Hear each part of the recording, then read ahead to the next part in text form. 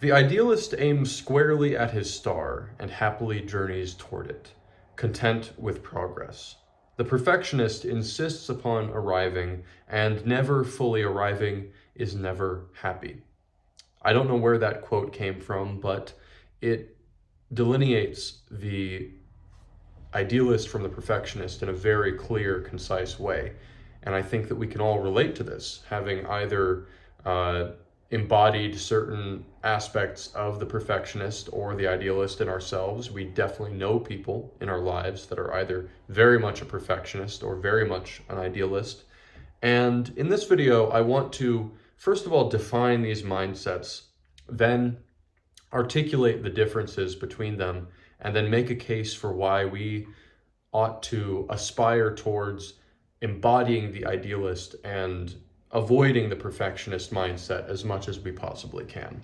And so there's a lot of obvious similarities with the idealist and with the perfectionist, and they often confuse the two mindsets, as in many unfortunate cases in the modern language, we have lost the capacity for nuance with a lot of our words, this being one of them.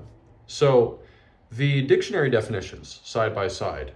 Idealism is a noun. It is the cherishing or pursuit of high or noble principles, purposes, and goals, etc. And then the perfectionist, or perfectionism rather, also a noun, a personal standard, attitude, or philosophy that demands perfection and rejects anything less.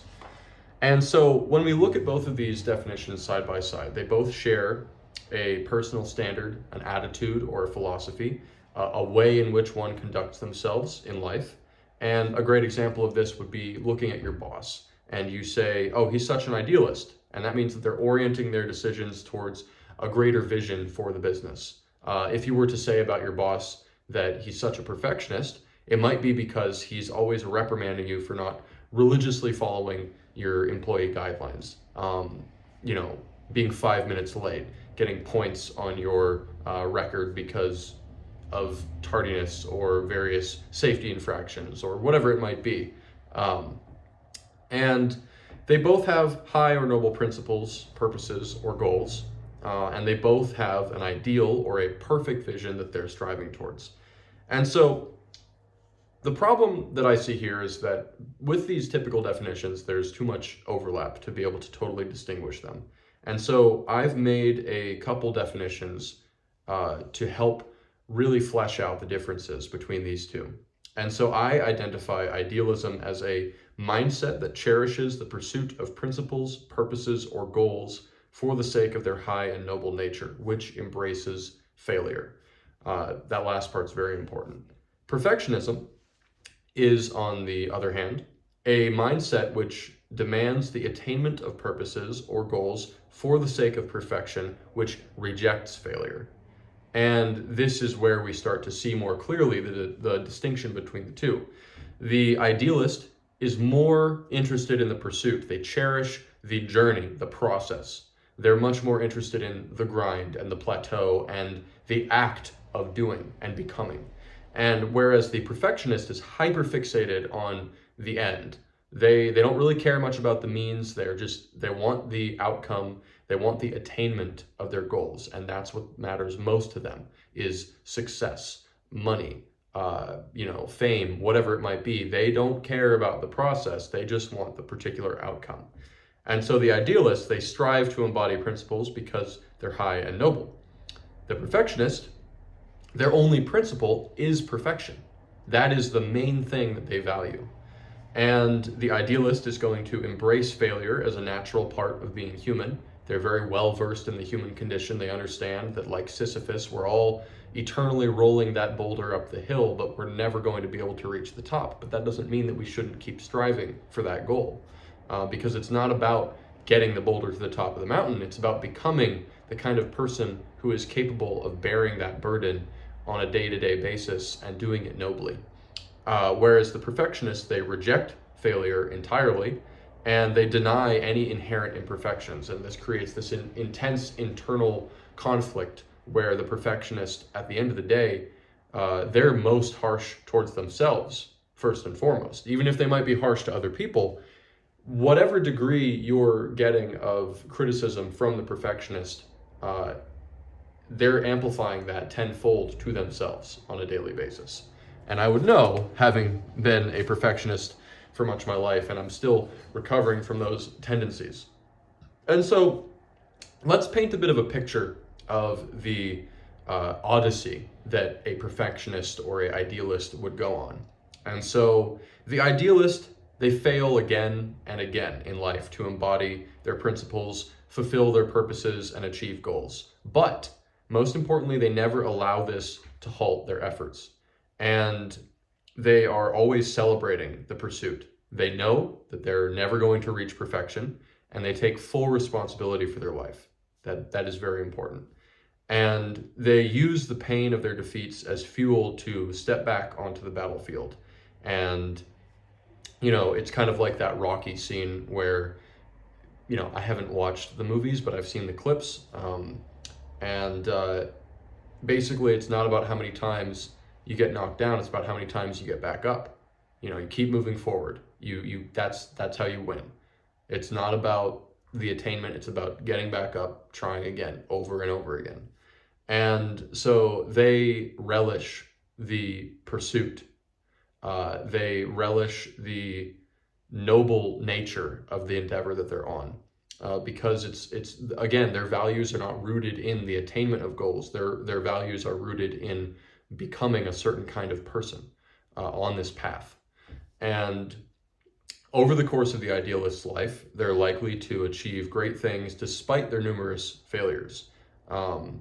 And their shortcomings and their weaknesses are all there to help fuel their process. They're not there to detract from it.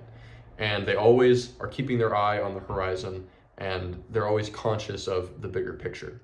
And so you contrast that with the perfectionist, where they have a very different life trajectory, and they don't have a limitless tolerance for failure.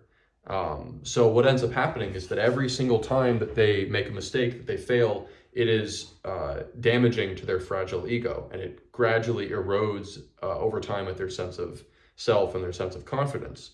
And so with every time they stumble, they continue to grow more insecure, they continue to grow more resentful of life and of themselves, and they start pointing the finger at other people and at circumstances. You might hear things like a victim of circumstance, as are we all. It just implies that there's no ownership over their own experience.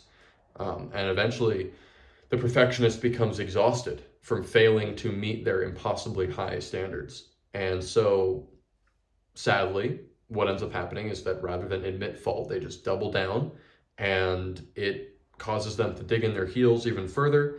It intensifies their perfectionism, and they start to focus on smaller and smaller and smaller, more manageable, more controllable details. And what this does is it makes it so that the scope of their life just diminishes over time. And if they are lucky, they might be able to achieve something, but more than likely, it's going to be nothing more beyond the trivial, superficial accomplishments, because that's all that they're focused on. They're unable to see the bigger picture. And, it's all of that happens because they are obsessed, unhealthily so, with perfection. And so to wrap this all up and conclude it, the idealist is confident because they're dedicated to values that transcend the mundane, the material, and the physical constraints of life. They have transcendent values, so to speak, and they're always striving daily towards their goals while knowing that they're never going to fully accomplish them, and that they believe deeply that the consistent pursuit of these goals is in and of itself something that's going to improve their lives and those around them. And so they allow themselves to be humbled by not just the ideals that they're pursuing, but also by all of the failures and all of the mistakes that will inevitably come on this path. Whereas when you look at the perfectionist, they are ultimately insecure because they have no transcendent values.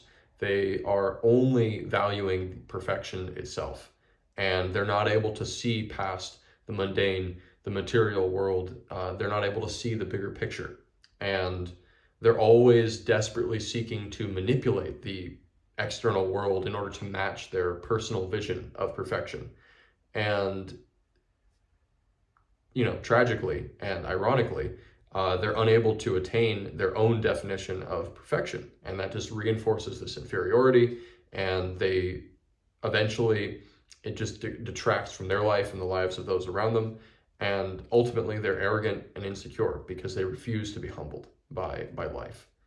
And so, I'm sure that by now it's very clear which of these mindsets is most conducive to developing ourselves and facing the storm of life and all of the challenges that we will inevitably face. And we're all going to fail over and over and over again, trying to better ourselves and our communities, and deal with the challenges of the 21st century. And so, we can't really just pretend that this is not the case.